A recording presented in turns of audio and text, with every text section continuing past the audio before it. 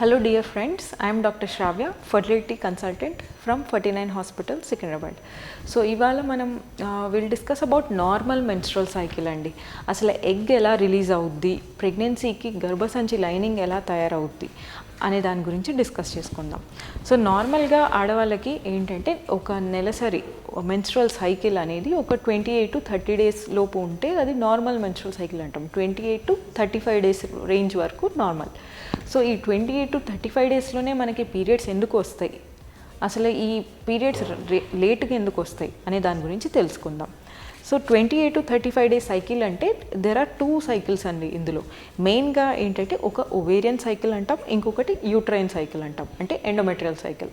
So దీంట్లో మనం అర్థం చేసుకోవాల్సింది ఏంటంటే మల్టిపుల్ లెవెల్స్లో హార్మోన్స్ అనేది యాక్ట్ అవుతుంటుంది.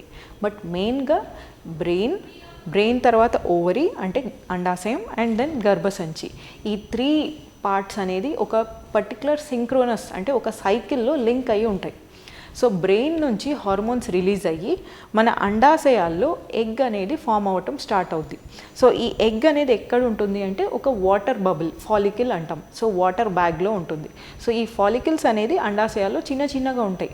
సో మనకి పీరియడ్స్ వచ్చిన డే 1 డే 2 నుంచి, బ్లీడింగ్ స్టార్ట్ అయిన డే 1 డే 2 నుంచి బ్రెయిన్లో హార్మోన్స్ రిలీజ్ అవ్వటం వల్ల అండాశయాల్లో ఫాలికిల్స్, ఈ చిన్న వాటర్ బ్యాగ్స్ అనేది గ్రో అవ్వటం స్టార్ట్ అవుతుంది.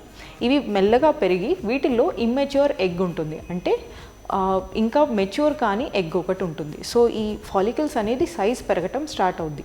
సో ఇది ఒక రేస్ లాగా మనం తీసుకోవచ్చు. సో ఈ రేస్ని ఒక 7 to 10 ఫాలికిల్స్ స్టార్ట్ చేస్తాయి రేస్.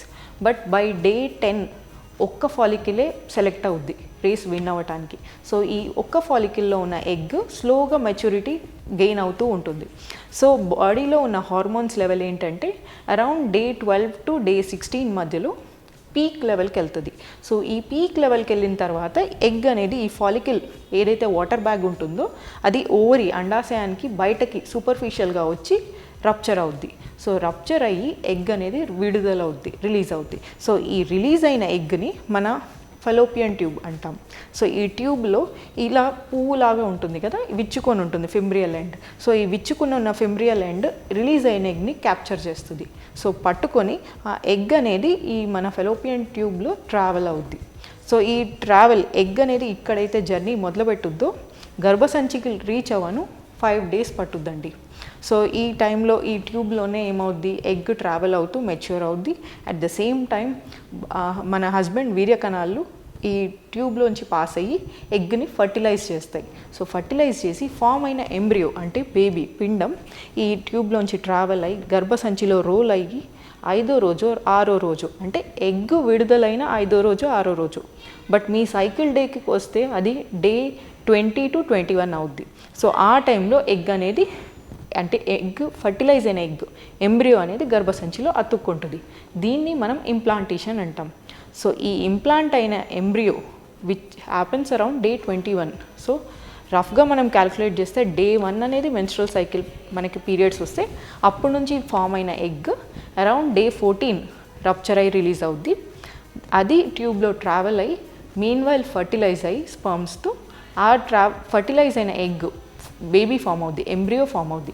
ఈ ఫామ్ అయిన ఎంబ్రియో గర్భసంచిలో 21 రోజు టైంలో అతుక్కుంటుంది, 20 నుంచి 21 రోజు. సో ఈ అతుక్కున్న ఎంబ్రియోకి మనకేంటి, గర్భసంచిలో లైనింగ్ తయారవ్వాలి.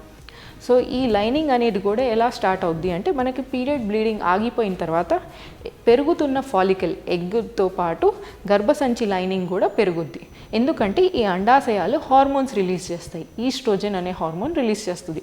సో రిలీజ్ అవుతున్న ఈస్ట్రోజన్ హార్మోన్తో గర్భసంచి లైనింగ్, పల్చగా ఉన్న గర్భసంచి లైనింగ్ మందంగా తయారై బేబీకి ఒక బెడ్ లాగా ఫామ్ అవుద్ది.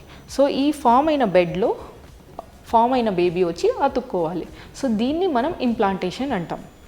సో ఈ అతుక్కున్న బేబీకి ఇనీషియల్గా సపోర్ట్ ఎక్కడి నుంచి వస్తుంది అంటే అండాశయాల్లో రిలీజ్ అయిన ఎగ్ కార్పస్ లూటియం అనే ఒక స్ట్రక్చర్ ఫామ్ అవుద్ది.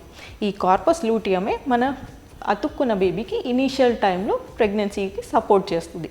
సో ఒకవేళ మనకి ప్రెగ్నెన్సీ ఫామ్ కాలేదు, బేబీ ఏమీ అతుక్కోలేదు గర్భసంచిలో అనుకుంటే అప్పుడు ఈ లైనింగ్ ఏదైతే ఫామ్ అయిందో, బేబీకి బెడ్ అయితే తయారైందో అది 28వ రోజుకి షెడ్ ఆఫ్ అయిపోద్ది.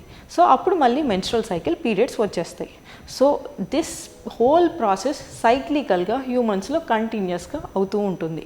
ఎవ్రీ మంత్ గర్భసంచిలో లైనింగ్ అనేది రెడీ అవుద్ది బేబీ ఇంప్లాంటేషన్కి రెడీగా. బేబీ ఒకవేళ అతుక్కోకపోతే షెడ్ ఆఫ్ అయిపోద్ది, పీరియడ్స్ వచ్చేస్తాయి. బట్ కొంతమందికి ఏంటంటే ఎగ్ రిలీజ్ కాదు కాబట్టి నెల నెల పీరియడ్స్ కూడా రావు. ఎందుకంటే ఎగ్ రిలీజ్ అయిన తర్వాతే హార్మోన్స్ విత్డ్రా అయ్యి ఒకవేళ ఎంబ్రియో అతుక్కోకపోతే అప్పుడు హార్మోన్ లెవెల్స్ పడిపోయి పీరియడ్ బ్లీడింగ్ వస్తుంది. అసలు ఎగ్గే రిలీజ్ కాకపోతే గర్భసంచిలో లైనింగ్ పెరగదు అండ్ విత్డ్రా హార్మోన్ లెవెల్స్ పడవు. సో అప్పుడు వాళ్ళకి పీరియడ్స్ రావు.